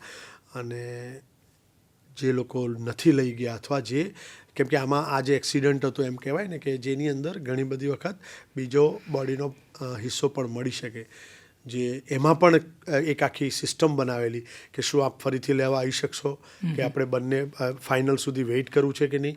અધરવાઇઝ કે અમે અમારી રીતે ખૂબ જ એમ કહીશું કે રિસ્પેક્ટફુલી અમે અમારી રીતે અંતિમ વિધિ કરશું. એટલે એ અંતિમ વિધિ પણ એડમિનિસ્ટ્રેશન તરફથી કરવામાં આવી, જેમાં એક મુસ્લિમ હતા જેનું દફન વિધિ કરવામાં આવી, બાકીના હિન્દુ હતા એનું પણ હિન્દુ સંસ્કાર વિધિ પ્રમાણે, શાસ્ત્રોક્ત વિધિ પ્રમાણે અગ્નિદાહ દીધો. અને એ બધા જ જે ફૂલ કહીએ આપણે, એ આપણે સાબરમતી નદીમાં પણ તંત્ર દ્વારા એ અંતિમ ક્રિયા કરવામાં આવી. એટલે એ રીતે ખૂબ એવું કહેવાય ને કે મન એમ એક ખૂબ જ લાગણીસભર અને એમ કહીશું કે સંવેદનશીલતા સાથે દરેક પાર્થિવ દેહને રિસ્પેક્ટફુલી એની બધી જ ક્રિયા કરવામાં દરેક વ્યક્તિએ ભાગ લીધો. ઘણા બધા NGOs પણ હતા કે જેમને એમના તરફથી પૂરી કોશિશ કરી. બધા જ એમ કહીશું ને કે જે લોકોના વીમા કંપનીઓવાળા ગણો કે મેડિક્લેમવાળા ગણો કે કોઈ પણ, બધા જ લોકો ત્યાં એવા હતા. એક વ્યક્તિ, એમ કહીશ કે 110 એકરમાં ફેલાયેલી સિવિલની અંદર જે કોઈ વ્યક્તિ હાજર હતો એ દરેક વ્યક્તિના મગજ પર એક જ એમ હતો કે આ વ્યક્તિએ એનું સ્વજન ખોયું છે, અમે તમારી સાથે છીએ, તમને તકલીફ નહીં પડવી જોઈએ. અને એ જ રીતે અમારી આખી ટીમે કામ કર્યું છે અને ઇનફેક્ટ બધાએ કામ કર્યું છે. તો it's all about team work અને તમારા નેતૃત્વમાં બહુ સુચારુ રૂપે આખું જે તમામ ફોર્માલિટીઝને સારી રીતે પૂરી કરવામાં આવી. અંતમાં મારો એક પ્રશ્ન છે કે ડૉક્ટર રાકેશ જોશીને જો 2 પ્રશ્નો છે. ડૉક્ટર રાકેશ જોશીને ભૂતકાળમાં જઈને કહેવામાં આવે કે તમને ભૂતકાળમાં જવાનો ચાન્સ મળ્યો છે અને કોઈક એવી ભૂલ છે એ સુધારવી છે તમારે, તો એ તમે કઈ ભૂલ સુધારશો? એટલે આમ અત્યાર સુધી એવું કોઈ કામ નથી કર્યું જેથી એવું કદાચ એવું ગિલ્ટી ફીલ થાય અથવા સુધારવાનું થાય, પરંતુ ચોક્કસથી એવું કહીશ કે જેના માટે મેં આ ડિસિઝન લીધું છે કે મારે કાયમ કામ કરવું છે, સારી રીતે કામ કર્યું છે, તો એ મારા એડમિનિસ્ટ્રેશનમાં જો કોઈ લોકોને અનાયાસે તકલીફ થઈ હોય, મારા એડમિનિસ્ટ્રેશન દરમિયાન કે મારા હેડ ઓફ ધ ડિપાર્ટમેન્ટ દરમિયાન કોઈ પેશન્ટના સગાને બચાવી ન શક્યો હોય અથવા અમારા થકી કોઈ તકલીફ થઈ હોય તો કદાચ એ રેક્ટિફાઈ કરવાનું ચોક્કસથી મન થશે. અને એવું થયું હોય તો કદાચ એ અજાણતા થયું હશે એવું કહી શકીશ, પરંતુ એટલું ચોક્કસથી કહીશ કે જે રોલ નિભાવવા માટે મારું સિલેક્શન થયું છે અથવા જે જવાબદારી મને આપવામાં આવી છે એ પૂરી રીતે 100% આઉટપુટ સાથે કરવાની તૈયારી છે અને કરી રહ્યો છું, જેથી કરીને જસ્ટિફાઈ કરી શકું કે આ એક જવાબદારી છે. સિવિલ હોસ્પિટલ સુપરિન્ટેન્ડન્ટ એટલે સૌથી મોટો સાહેબ નહીં, પરંતુ એમ કહીશ કે સૌથી મોટો સેવક છે. એની પૂરી જવાબદારી છે કે આવનાર દર્દીને એ ચોઈસથી આવતા થાય, એને એવું લાગે કે સિવિલ જઈશ તો મારું બધું જ થઈ જશે છતાં મારા ખિસ્સાને બહાર નહીં પડે. એવું નહીં કે હવે તો ઓપ્શન જ નથી મારી પાસે, પૈસા પણ નથી અને બીજે ક્યાં જઈશ, ચલો સિવિલ.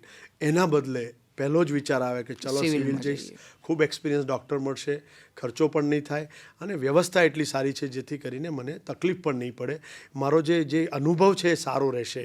એવી આશા સાથે જ્યારે લોકો આવે ત્યારે એવું લાગે કે તમે જે કંઈ બી કરવા માટે ઈચ્છી રહ્યા છો એ થઈ રહ્યું છે અને એનો પ્રતિસાદ મળી રહ્યો છે. ખૂબ મોટું તંત્ર છે, ક્યાંકના ક્યાંક તકલીફો આવે, ક્યાંકના ક્યાંક સાંભળવાનું આવે, ક્યાંકના ક્યાંક તમે બધી જ વસ્તુ નથી કરી શકતા, પરંતુ એને કરવા માટેની સંપૂર્ણ કોશિશ કરી રહ્યા છો એ બી એટલું જ મહત્ત્વનું છે. ઘણીવાર એવું બને કે 100% વસ્તુ થઈ ન શકે, પરંતુ 100% કરવા માટેનો આપણો એટેમ્પ્ટ દેખાવો જોઈએ, આપણી ઈચ્છા શક્તિ દેખાવી જોઈએ અને એ કોન્સ્ટન્ટ કરતા રહીશું તો એક દિવસ ચોક્કસ આવશે કે એ ઈચ્છા શક્તિ પ્રમાણે પૂરું પણ થશે. બિલકુલ. અંતમાં આજના જે યુવા ડૉક્ટરો છે જે ભણી રહ્યા છે અથવા તો પ્રેક્ટિસ કરી રહ્યા છે એમને આપ દૂરદર્શનના માધ્યમથી શું સંદેશ આપવા માગશો? બધા જુનિયર્સને તો એટલું જ કહીશ કે પેશન્ટ જે આશાથી તમારી પાસે આવે છે એ તકલીફમાં છે, એને સમજો. 50%થી વધારે એની તકલીફ એને સાંભળવાથી દૂર થતી હોય છે, એને શાંતિથી સાંભળો અને તમારી જે એક્સપર્ટાઇઝ છે એનો એને લાભ આપો. દરેક દર્દીમાં સક્સેસફુલ આઉટકમ આવે એવી કોશિશ કરીએ, ક્યારેક ન પણ આવે પરંતુ એને પ્રોપર એક્સપ્લેન કરીએ. અને ડોક્યુમેન્ટેશન, અત્યારનો જમાનો ડોક્યુમેન્ટેશનનો છે, કાલે ઉઠીને કોઈ પણ લીગલ ઇસ્યુ થાય તો તમારી પાસે ડોક્યુમેન્ટ પણ હોવા જોઈએ. એટલે proper documentation, proper communication, proper explanation અને પછી તમારું એક્સપર્ટીઝ પૂરેપૂરી આપો તો આઈ થિંક એના થકી જે પેશન્ટને તમારા પર પ્રત્યેનો રિસ્પેક્ટ અને વિશ્વાસ હશે એ આપણે પાછો બી લાવી શકશું અને હંમેશા એવું લાગશે કે ના, જે ડૉક્ટરને મેં સિલેક્ટ કર્યો છે એ પરફેક્ટ છે મારા માટે. એટલે દરેક વ્યક્તિ એવું કહીશું ને કે સિમ્પથી સાથે, એમ્પથી સાથે પેશન્ટ સાથે જોડાવવું જોઈએ અને તમારો જે બી એક્સપિરિયન્સ છે એને પૂરેપૂરો નિચોડોને એને ફાયદો થાય, તમારા એક્સપિરિયન્સનો ફાયદો થાય એવી હંમેશા કોશિશ કરવી જોઈએ. ક્યારેય પણ એવું ગિલ્ટી ફીલ કરવાવાળો સમય ના આવવો જોઈએ કે કદાચ હું વહેલો મળ્યો હોત તો, થોડાક ટાઈમ પહેલાં પેશન્ટ જોયું હોત તો, બસ આ ફિલિંગ ન આવે અને તમે તમારું 100% આપો. એના પછી પણ જે રિઝલ્ટ આવે એને એક્સેપ્ટ કરી અને આગળ વધતા રહેવાનું. 100% આઉટકમ સારો આવે એવી હંમેશા કોશિશ અને એમ રાખવાનો, પરંતુ પોતાના તરફથી 100% આપવું એ સૌથી વધારે મહત્ત્વનું છે. તો ડૉક્ટર રાકેશ જોશી, આપ દૂરદર્શનના જે પોડકાસ્ટના સ્ટુડિયોમાં આવ્યા અને આટલી રસપ્રદ ચર્ચા કરી, તમારી સફર વિશેની વાત કરી એ બદલ આપનો ખૂબ ખૂબ આભાર. તો દર્શક મિત્રો, આ હતા અમદાવાદ સિવિલ હોસ્પિટલના civil superintendent doctor Rakesh Joshi કે જેમણે તમામ પાસાઓ, એમના જીવન કવન વિશે વાત કરી, એમના પ્રેક્ટિસ વિશે વાત કરી, એમના કાર્યકાળ દરમિયાન જે પણ ઘટનાઓ ઘટી, ચાહે કોરોનાની વાત હોય અથવા તો પ્લેન ક્રેશ જેવી ઘટનાઓ, અને એમાં જે તંત્ર દ્વારા જે પણ પ્રકારના સુચારુ રૂપે આયોજન કરવામાં આવ્યા એની વાત કરી. એમને જે 20,000થી પણ વધારે સર્જરી કરેલી છે ને એમાં જે કોમ્પ્લિકેટેડ કેસીસ હતા એમાં એ કઈ રીતે સફળતા મેળવી એના વિશે પણ વાત કરી. તો આશા છે કે આપને પણ આ એપિસોડ ખૂબ જ ગમ્યો હશે. આવતા સપ્તાહે ફરીથી એક નવા અતિથિ સાથે આપની સમક્ષ ઉપસ્થિત થઈશું. ત્યાં સુધી આપ જોતા રહો વાતોની વિન્ડો. નમસ્કાર.